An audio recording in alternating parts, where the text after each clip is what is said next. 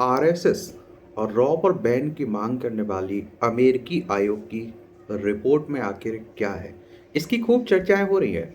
RSS यानी कि राष्ट्रीय स्वयंसेवक संघ की बात हो रही है। हिंदुत्व की बात करता है ये संगठन। नागपुर में इसका हेडक्वार्टर देखने को मिलेगा। 27 सितंबर 1925 में इसकी स्थापना हुई थी और बीजेपी का सहयोगी संगठन माना जाता है। भारतीय जनता पार्टी की स्थापना 1980 में हुई थी। और रॉ की बात करें तो रिसर्च एंड एनालिसिस विंग की बात हो रही है। 21 सितंबर 1961 में स्थापना हुई थी। नई दिल्ली में हेडक्वार्टर देखने को मिलेगी। भारत की प्रमुख विदेशी खुफिया एजेंसी है रॉ, याद रखिएगा।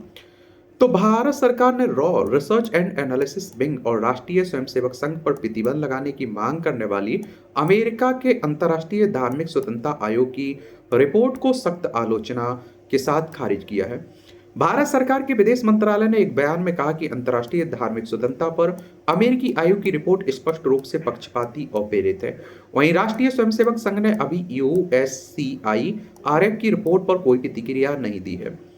आरएसएस के दिल्ली स्थित मुख्यालय केशव कुंज ने के मीडिया विभाग ने बीबीसी न्यूज हिंदी से कहा था, अभी इस संबंध में आरएसएस ने कोई वक्तव्य जारी नहीं किया है।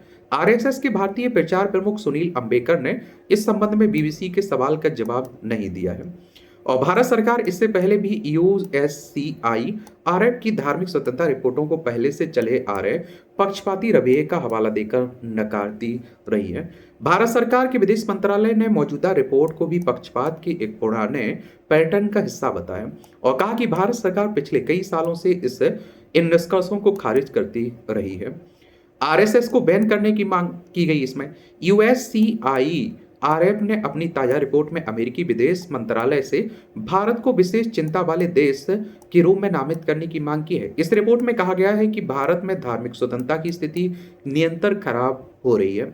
यूएससीआईआरएफ ने भारत की खुफिया एजेंसी रॉ और राष्ट्रीय स्वयंसेवक संघ पर धार्मिक स्वतंत्रता उल्लंघन के गंभीर आरोप लगाए और कहा कि अमेरिका को रॉ और आरएसएस पर लक्षित प्रतिबंध लगाने चाहिए। अपनी सिफारिशों में यूएससीआईआरएफ ने कहा कि रॉ और आरएसएस से जुड़े लोगों और संस्थाओं की संपत्तियां फ्रीज की जाएं और उनके अमेरिका में प्रवेश पर रोक लगाई जाए।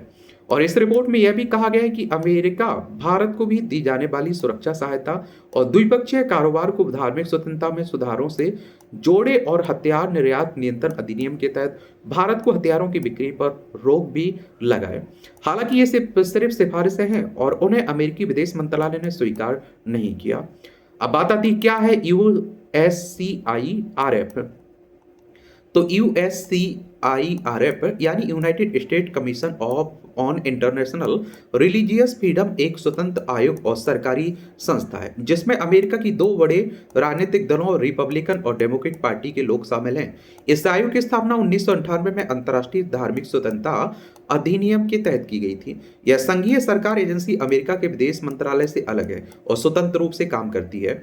यूएससीआईआरएफ हर साल अपनी वार्षिक धार्मिक स्वतंत्रता रिपोर्ट तैयार करती है और अंतर्राष्ट्रीय स्तर पर धार्मिक स्वतंत्रता बढ़ाने के लिए अमेरिकी राष्ट्रपति विदेश मंत्रालय कांग्रेस को नीतिगत सिफारिशें देती है। यह आयोग उन देशों की पहचान करता है जहां धार्मिक स्वतंत्रता का नियंत्रण और गंभीर और व्यवस्थित उल्लंघन होता है। आयोग की सिफारिशों पर अमेरिका का विदेश मंत्रालय ऐसे देशों को विशेष चिंता वाले देश और विशेष निगरानी सूची में वर्गीकृत करता है। और इस रिपोर्ट में भारत के अलावा म्यांमार, क्यूबा, चीन, इरिट्रिया, ईरान, निकारागुआ, नाइजीरिया, उत्तर कोरिया, पाकिस्तान, रूस, सऊदी अरब, ताजिकिस्तान और तुर्कमेनिस्तान को फिर से सीपीसी में शामिल करने की सिफारिश की गई है, विशेष चिंता वाले देश। और ये देश पहले से ही 29 दिसंबर 2023 को प्रकाशित पिछली सीपीसी सूची में शामिल हैं। नाइजीरिया को विशेष रूप से राष्ट्रपति डोनाल्ड ट्रंप ने फिर से अक्टूबर 2025 में सीपीसी में शामिल किया था। और इस बार यूएससीआईआरएफ ने भारत, अफगानिस्तान, लीबिया, सीरिया और वियतनाम को भी इस सूची में शामिल करने की मांग की है। अभी अमेरिका के विदेश मंत्रालय ने 2026 के लिए इन सिफारिशों पर कोई कार्रवाई नहीं की। भारत को लेकर रिपोर्ट में क्या कहा गया है, तो आप देखिए यूएससीआईआरएफ की ताजा रिपोर्ट में कहा गया कि साल 2025 में भारत में धार्मिक स्वतंत्रता की स्थिति निरंतर खराब हुई है। इसी वजह से भारत को सीपीसी सूची में डालने की सिफारिश की गई। और इस रिपोर्ट में कहा गया कि भारत में राष्ट्रीय और राज्य स्तर पर ऐसे कानून पारित हुए जो अल्पसंख्यकों की धार्मिक धार्मिक स्वतंत्रता पर निशाना है। रिपोर्ट में कहा गया कि भारत में सरकार शरणार्थियों को देश से निकाल रही है और हिंदुत्ववादी और राष्ट्रवादी समूहों के कोई अल्पसंख्यकों पर हमले बढ़े हैं। रिपोर्ट में कहा गया है कि भारत में हिंदुत्ववादी समूह कानून के किसी डर के बिना ईसाइयों और मुसलमानों पर हमले कर रहे हैं। रिपोर्ट में कहा गया है कि साल भर कई राज्यों में हिंदू राष्ट्रवादी भीड़ ने बिना किसी सजा के डर के मुसलमानों ईसाइयों को परेशान किया, उकसाया, उनके खिलाफ हिंसा भड़काई। रिपोर्ट में कहा गया कि मार्च 2025 में महाराष्ट्र में एक कट्टरपंथी हिंदू राष्ट्रवादी समूह विश्व हिंदू परिषद ने 17वीं सदी के मुगल शासक औरंगजेब की कब्र को हटाने की मांग की, जिसके बाद हिंसा भड़क उठी। इसके बाद दंगों में दर्जनों लोग घायल हुए और कर्फ्यू लगा दिया गया। उड़ीसा में ईसाइयों के खिलाफ हिंसा का जिक्र करते हुए रिपोर्ट में कहा गया कि जून 2025 में उड़ीसा में एक हिंदू राष्ट्रवादी भीड़ ने हिंदू धर्म में परिवर्तन करने से इनकार करने के बाद 20 ईसाई परिवारों पर हमला किया और इन हमलों के दौरान पुलिस ने कोई हस्तक्षेप नहीं किया। 8 लोग घायल हो गए, उन्हें अस्पताल में भर्ती कराया गया। और बीते साल अप्रैल में पहलगांव में हुई चरमपंथी हमले में 26 भारतीयों की मौत के बाद की घटनाओं का जिक्र भी इस रिपोर्ट में किया गया। रिपोर्ट में कहा गया कश्मीर में मुख्य रूप से हिंदू पर्यटकों पर धार्मिक पहचान के आधार पर हुए हमले में 26 लोगों की मौत के बाद भारत में मुस्लिम विरोधी भावना भड़की है। उत्तर प्रदेश में एक हिंदू राष्ट्रवादी समूह के स्वयंभू सदस्यों ने कथित तौर पर कश्मीर हमले में मारे गए लोगों का बदला लेने की कसम खाते हुए एक मुस्लिम रेस्टोरेंट कर्मचारी की गोली मारकर हत्या कर दी। रिपोर्ट में कहा गया कि मई 2025 में भारतीय अधिकारियों ने 15 ईसाइयों सहित 40 रोहिंग्या शरणार्थियों को हिरासत में लिया और जिन्हें अंतर्राष्ट्रीय जल क्षेत्र में ले जाया गया। लाइव वेस्ट के अलावा कुछ भी न देकर बर्मा के तट पर तक तैरने के लिए मजबूर किया।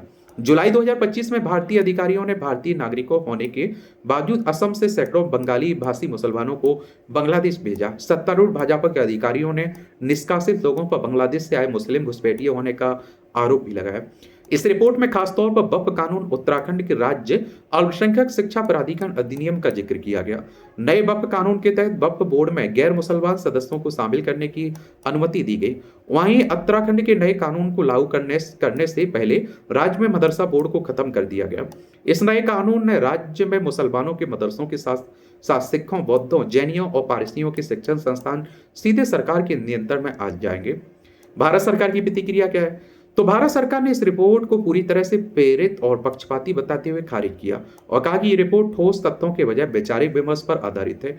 विदेश मंत्रालय के प्रवक्ता रणधीर जायसवाल ने एक बयान में कहा कि USCIRF पिछले कुछ सालों से भारत की एक विकृत चुनिंदा तस्वीर पेश करने पर अड़ा हुआ है। उन्होंने रिपोर्ट की विश्वसनीयता पर सवाल उठाते हुए कहा कि यह रिपोर्ट ठोस तथ्यों के बजाय संदिग्ध स्रोतों, वैचारिक विमर्श पर आधारित है। उन्होंने कहा कि इस तरह की बार बार की जा रही गलतियां खुद आयोग की विश्वसनीयता पर सवाल खड़े करती है।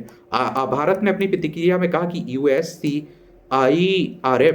को भारत की चुनिंदा आलोचना के बजाय अमेरिका के भीतर हो रही गंभीर घटनाओं पर विचार करना चाहिए। भारतीय प्रवक्ता ने कहा भारत की चुनिंदा आलोचना के बजाय USCIRF को अमेरिका में हो रही उत्पाद और हिंदू मंदिरों में तोड़फोड़ की घटनाओं, भारतीय समुदाय के खिलाफ बढ़ रहे असहिष्णुता पर ध्यान देना चाहिए। अब राजनीतिक प्रतिक्रिया। USCIRF की रिपोर्ट आने के बाद भारत में मुख्य विपक्षी दल कांग्रेस ने राष्ट्रीय स्वयंसेवक संघ पर निशाना साधा। कांग्रेस ने एक्स पर किए पोस्ट में कहा USCIRF का कहना है कि RSS लोगों को की धार्मिक आजादी के लिए खतरनाक है। ये धर्म के आधार पर भेदभाव बढ़ाने के लिए जिम्मेदार है। कांग्रेस ने कहा RSS पर तुरंत प्रतिबंध लगाया जाए, इसकी संपत्ति जब्त की जाए और अमेरिका में RSS के लोगों की एंट्री बैन हो। कांग्रेस ने अपने पोस्ट में यह भी कहा कि महात्मा गांधी की हत्या के बाद सरदार पटेल ने RSS पर प्रतिबंध लगा दिया था।